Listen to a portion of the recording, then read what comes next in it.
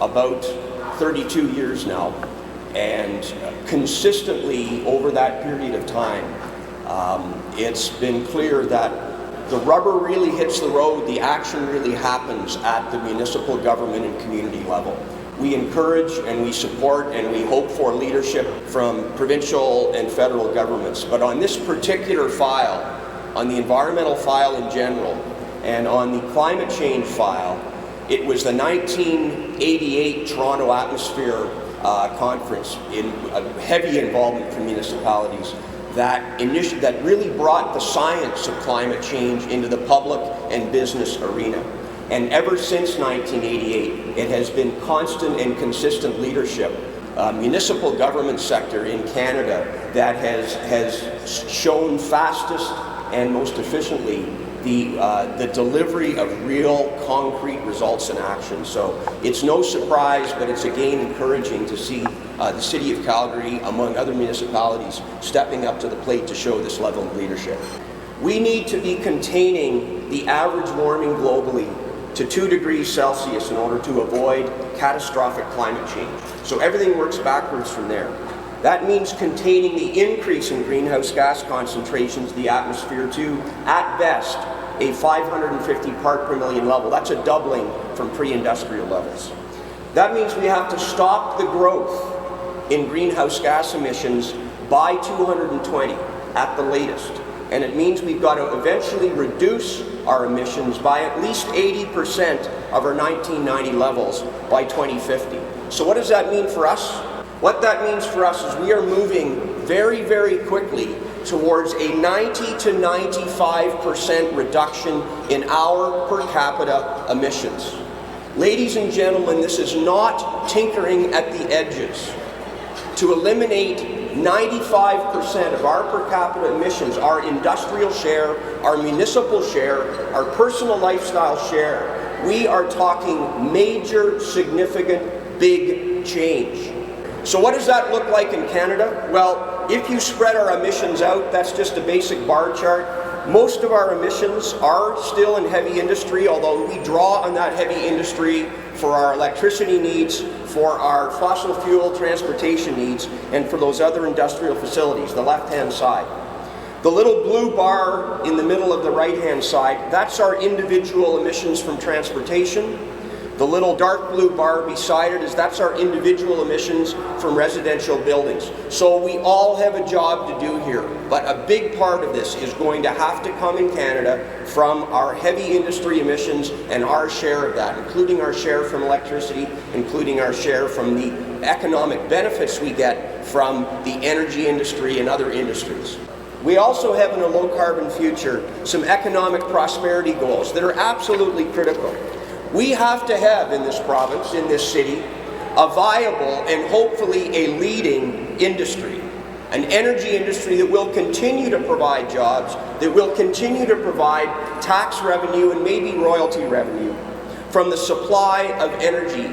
But those are going to have to be low carbon energy sources, but as well from the supply of energy services and energy demand management technologies.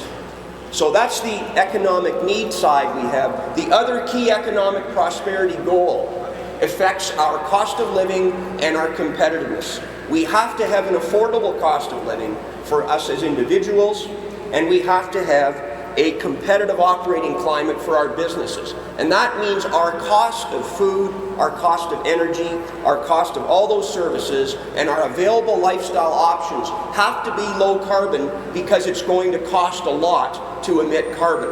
Let's talk a bit now, as Jeff and Carrie asked me to, about innovation. Well, innovation requires motivation. What are the key motivation driving forces that are going to get us seriously innovating at the level we're talking about? First of all, we have the environmental issues picture.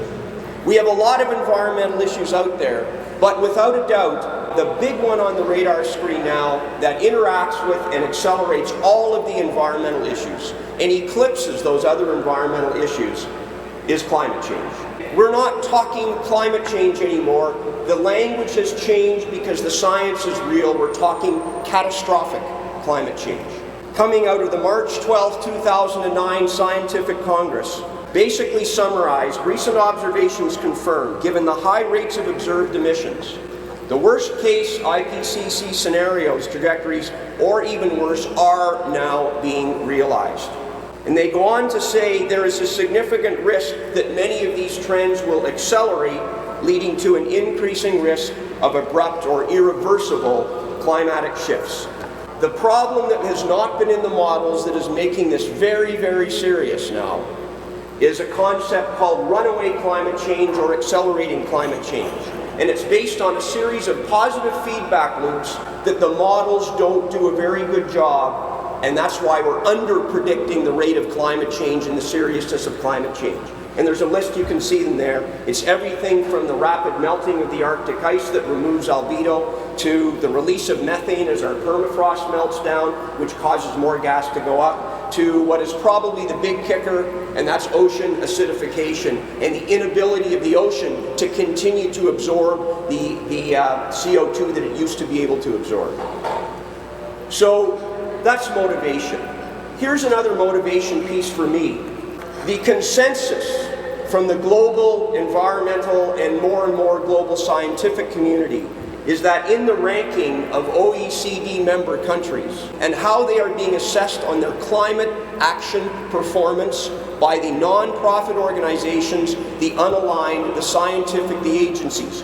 In 2007, Canada was third last in its global reputation for action on climate change. And the only folks falling behind Canada were Australia and the USA. Since 2007, Australia has made a rapid reversal of its position and is moving very, very aggressively on real hard action on the ground. And the United States, as a result of the new president and the new administration, has also taken a much stronger leadership role. Folks, we're running dead last. Dead last is not a great place to be as a country, and dead last is a lousy place to be in an economy where you're going to be penalized for running last. So that's a little bit of motivation to get our act together and get moving. Another key motivation area is the economic opportunity or risk equation. The low carbon energy, clean tech, green tech revolution is underway, and it's coming at us like a freight train. We have incredible leadership measured by dollars invested, walking the talk, action on the ground, programs that are moving, measurement of reduced emissions from the European community. Under the new US leadership, we saw $85 billion in the last stimulus package directly invested, moved into renewable energy and energy efficiency. Compared to Canada's stimulus investment to get us out of this deficit mess, on a per capita basis, the US is outspending us 8 to 12 to 1, between 8 and 12 to 1 per capita. That money, coupled with the investment by the American corporations, US private sector, moving into clean technology, green energy, is estimated to be as much as 15 to 1 on a per capita basis. When you spend money, when you motivate the Americans to do what they do well, they move really fast and they get the job done. Why is the US moving this way? It's worth taking a minute to reflect on that. In part, they're doing it because science has regained a legitimate role in US policymaking. That's good. But more importantly, it's happening in the United States because clean energy, green technology is now seen as the only way the Americans can do what they did better than they did it when they had the race for the moon. And that is drive their industry, drive their industrial innovative capacity to create something new that they can win at, that they can be good at, that they can lead economically at again. Because they're not going to do it on manufacturing, they're not going to do it competing against the Chinese and the Indians and folks like that on some of those traditional areas. It's also being done because the Americans have to stop the hemorrhaging of money out of the country to manage their balance of trade accounts and their deficits, and they want to stop funding petro-dictators who are underwriting terrorism. The Pentagon is a very strong supporter of this policy. And there's an emerging self-interested lobby in the United States that has come together. It's a marriage of the religious right that is now accepting green stewardship, with the new economy winners in electricity and batteries in New Tech, California, with the traditional environmental community, with the portion of the oil and gas industry that knows it can win in a race to low-carbon fossil fuels. Another motivation is international compliance. When we get talking about Kyoto, Copenhagen, all of those United Nations framework rules, we are doing one thing and one thing only. We are recognizing that the biggest limited resource we have in the world today is space in the atmosphere to assimilate and cycle carbon. Those conversations are about divvying up and dividing and allocating a scarce resource, space in the atmosphere for carbon. When you allocate that, you allocate each country a share. And that's basically what Kyoto did, that's what the Copenhagen Agreement will do. It will allocate a share of that global resource to Canada. In turn, Canada has to allocate shares of that available resource, that limited resource, to sectors of the economy, to cities, to provinces somehow. And that's what the whole game is about. What will it cost to do this? The estimates, the best estimates coming out of the international economic community that are advising global leaders is that we can get the job done for well less than a 1% reduction in the growth rate of the economy. The recent IPCC work that has been done has indicated that to achieve stabilization levels, we're going to probably be able to reduce the rate of growth in the economy by something in the 0.12% annual growth rate. It may cost net, but it's not going to cost a tenth of the reduction in global economic activity we've witnessed in the last year. There are 6 key things that we have to be doing, and now we're getting into your roadmap and your action on the ground in your communities and your private sector work and your government work. Number 1, we must achieve major gains in energy efficiency. Number 2, we must achieve big reductions in end-use demand for energy, and those are not the same thing.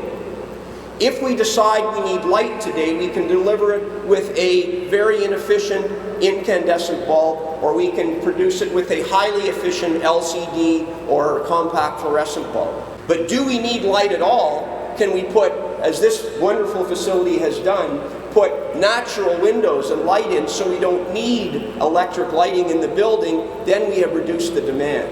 If you drive an efficient vehicle or take public transit to work, you're using a more efficient technology. If you telecommute and work from home and don't need that energy at all, you reduce the demand for transporting yourself to work, you have reduced the end-use demand. 2 key strategies. Number 3, we need to achieve deep reductions in the carbon intensity of the remaining fossil fuel production and consumption. I have a beef with many of my environmental colleagues.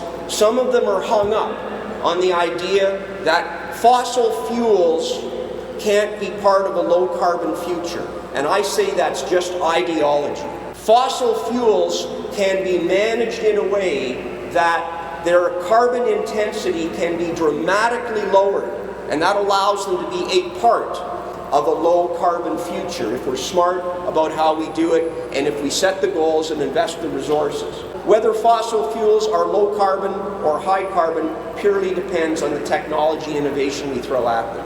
There is absolutely a significant role in the future, in my opinion. Number 4, it must though involve rapid penetration of renewable, low-carbon energy sources. This is not a choice between renewables and fossils. This is getting the most out of both of those components. Number 5, it requires the protection and enhancement of the carbon sinks that will absorb carbon out of the atmosphere and store it. Whether they are geological sinks or whether they are biomass sinks in soil or in trees, doesn't matter. The bottom line is, if it gets it out and holds it and stores it for a long period of time, it's a big part of the solution. And number 6, we have to diversify our economic development strategies so we're not just in the energy game, so we're also pursuing low-carbon products and services. All these components have to succeed big time, big way, in order to achieve that 95% range of reductions. So we got to stop wasting time saying one strategy is better than the other, one component isn't valuable, all 6 components are required. What are the conditions for success in innovation? Innovation, number 1, requires serious investment by both the public sector and the private sector. Now, if your governments are spending less than 1/10 or 1/12 of what your other OECD partner competitors are doing in the global economy, you're not going to be a leader. You can try hard, you can do your best, but good Lord, folks, we have to get a serious investment in R&D. We're at the bottom of the pack by almost everybody's measure. The energy industry itself doesn't have a great track record here either. In a country that has some of the lowest levels of our R&D investment, the Canadian energy industry has one of the lowest levels of any sector for reinvestment into R&D, leading towards these sorts of things. There's a little bit there, but relative to the resources available, there has to be a big step up. Innovation also requires not just cash, but your best human resources. So I have a real simple test when I go in and work with a company or a city. Where is your innovation team? Who is directly responsible for innovation? Who's accountable? Where are your VPs of innovation? Show me where your best and brightest people are, and what else do they have on the radar screen in their job chart? And I can tell you in 10 minutes whether that company is serious about innovation and R&D or whether they're not by the quality of the people and their assignments and how much other clutter they have on their table. Until our energy industries put a serious component of their best people with enough time to chase innovation, they're not going to be leading in this field. And yet they have the best and the brightest right here in our province, in our energy industry. Are they going to continue to chase growth in capacity, or are we going to start chasing growth in quality and innovation? It's a choice, and we're so well positioned to do well at it if we choose correctly. Innovation requires an appetite for risk. You have to be prepared to make mistakes. You have to accept, as a venture capitalist does, as an entrepreneur does, I'm going to try 5 things. 3 of them are going to bust and fall down. 2 of them are going to do reasonably well. Of those 2, I'm going to try even harder. 1 of them is going to hit the home run, and that's where I'm going to get results. And I'm not going to be penalized for the 3 that fail or the 1 that has moderate results. If you don't try stuff, if you don't allow for failure, if you don't encourage taking risks, you will not get innovation. I know of what I speak because I've been spending the last 3 years hammering against the walls of folks who say they want change with some very promising innovative results, only to find that these barriers are much more significant than I had expected.